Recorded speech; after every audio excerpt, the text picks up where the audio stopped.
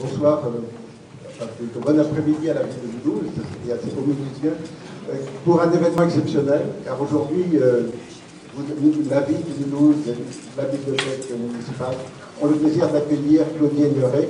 Alors Claudie Aigneret, à la rigueur, ma tâche est très très facile, on ne la présente plus. Et pourtant, que sait-on de la vie exceptionnelle de Claudie Aigneret? Eh bien, je vais essayer de le retracer un peu avec vous rapidement. Alors, on pourrait aller tout à fait à la fin et dire, voilà, Claudie Aigneret est couverte d'honneur.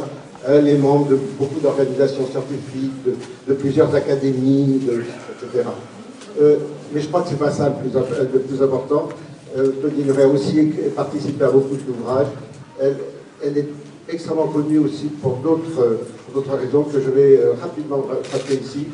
Et au fur et à mesure de cette présentation, nous lui poserons des questions, je lui poserai des questions. Le seul problème étant que notre temps est limité. Voilà. Donc, nous avons 3 quarts d'heure. Voilà. Nous avons 3 quarts d'heure. Bonjour à tous. Alors, donc, Claudie Aigneret, vous êtes né un 13 mai au Creusot. Et vous êtes la fille d'Emmanuel André, ingénieur au Creusot. Le Creusot, je pense que pour nous tous, ça signifie quelque chose.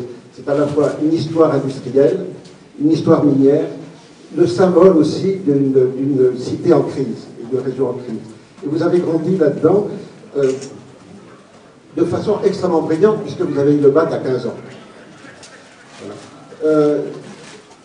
Est-ce que vous pourriez nous dire 2-3 choses sur cette jeunesse, et en particulier peut-être ce qui s'est passé à mois de juillet 69. Oui, merci. Je suis vraiment ravie de pouvoir être avec vous aujourd'hui pour plein de raisons. D'abord parce que je pense qu'on va passer un moment très, très agréable, parce que j'aime beaucoup les lectures.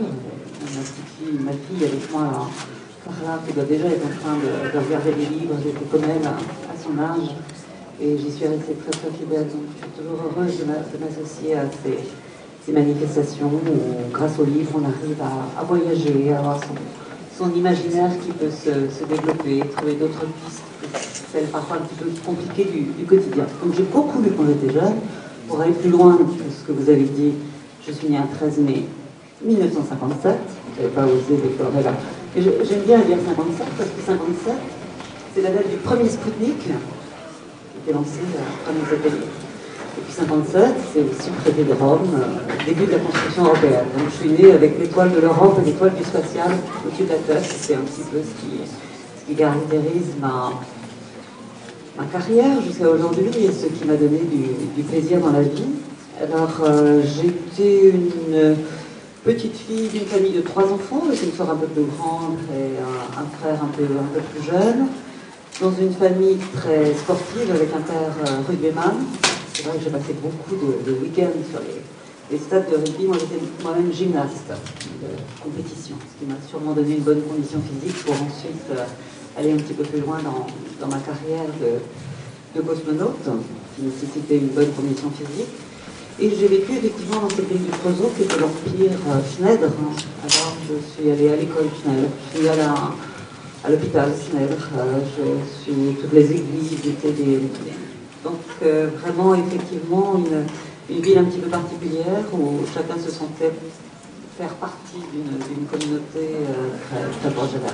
Un père ingénieur chez Schneider, un grand-père qui travaillait là, un autre grand-père qui était mineur, donc le bassin minier de cette région. Donc, entre cette atmosphère effectivement de petites villes très resserrées sur des choses très communes qui faisaient qu'on était une communauté assez resserrée, et puis ce sport, et puis cette envie pour moi effectivement d'étudier, de découvrir. J'ai fait du latin, j'ai fait du grec, je passais mes week-ends non pas à partir faire des surprises parties, mais comme je dis toujours, à enfourcher mon mini-vélo avec mon dictionnaire Gaffio, mon dictionnaire de latin dans le porte-bagages pour aller faire des versions latines avec les copines.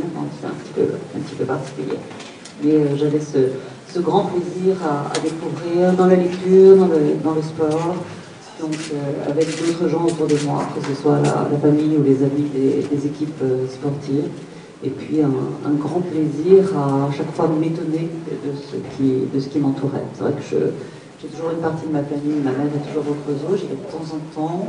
Mais aujourd'hui, après avoir vécu une vie un petit peu internationale, avec beaucoup de déplacements, c'est vrai qu'à part aller voir ma maman au Creusot, je n'ai pas beaucoup de points d'accroche très forts dans cette région, et que je me sens plus européenne et parisienne aujourd'hui, et toujours très bourguignonne quand même. Et vous avez donc 12 ans lorsque vous regardez à la télévision dans une nuit du mois de juillet de 69, oui. Les premiers astronautes. J'ai eu cette chance effectivement d'avoir 12 ans en juillet 69, et avec un père ingénieur, une formation toujours à l'écoute un petit peu des choses de la technique et de la science, qui nous avait dit il va vraiment se passer quelque chose d'extraordinaire cette nuit. On était en vacances avec toute la famille, et c'est vrai qu'on a passé la nuit devant la télévision à découvrir avec émerveillement que quelque chose qui nous paraissait tout à fait inaccessible, cette lune qui est à 386 000 km de notre planète, de l'avoir dans le ciel. La télévision était à l'extérieur du terrain de camping où on était en vacances avec ma famille, et d'avoir sur l'écran un garçon qui descendait cette petite échelle et qui disait cette phrase importante que c'était un petit pas pour l'homme, un grand mot pour l'humanité. Et effectivement, c'est quelque chose qui dans ma tête a résonné comme parfois des choses qui semblent inaccessibles, et un jour elles deviennent possibles, elles deviennent accessibles. Je n'ai pas décidé ce jour-là de devenir une astronaute, mais savourer une fenêtre sur cette possibilité d'accès à des choses qui paraissaient jusque-là improbables. Donc vous êtes une jeune fille, une jeune femme de caractère, c'est clair. Vous renoncez à faire des études de sport pour vous diriger vers la médecine, et à partir de ce moment-là, ce qui marque votre vie, c'est une succession de défis. Vous devenez une femme de défis, et vous n'arrêtez pas de résoudre un certain nombre et de surmonter un certain nombre de ces défis. Par exemple, vous faites donc votre médecine, vous commencez votre médecine, et selon un cheminement intéressant, vous faites la médecine du sport, vous faites la médecine spatiale aussi, et vous intéressez à la microgravité, à l'effet de la microgravité sur le système nerveux. Donc déjà, vous êtes parti comme docteur en médecine, mais ça ne vous suffit pas. Nouveau défi, je veux faire de la recherche, je veux faire de la science, et vous allez vous engager dans un travail de recherche qui va conduire à un doctorat de sciences en neurosciences. Est-ce que vous pouvez nous expliquer un peu cette démarche? Oui, alors je vous disais, j'étais une gymnaste, mon père est rugbyman, ma mère fait du basket, mon frère du rugby, ma soeur de la gym, on était vraiment très très sportifs. Donc, aimant bien ça et réussissant pas mal, je me suis dit je veux devenir professeur d'éducation physique. Comme vous l'avez gentiment rappelé, j'avais 2 ans d'avance, j'ai passé mon bac, c'était l'époque où s'engager dans du sport de haut niveau, avec tous les problèmes chez les jeunes filles, en particulier gymnastes à l'époque, sur les problèmes d'un sport intensif, pour en poser des problèmes sur le développement au niveau de la puberté, il y avait un refus de faire entrer en école de formation à l'INSEP en particulier, si on était trop jeune. Donc il fallait que je patiente 1 an avant d'avoir l'âge pour entrer. Et je me suis dit, qu'est-ce que je vais faire? Je me suis dit, bon, je vais faire de la physiologie et de l'anatomie, je vais aller en médecine pour me préparer pour l'année prochaine. Et puis je suis allée en médecine à Dijon.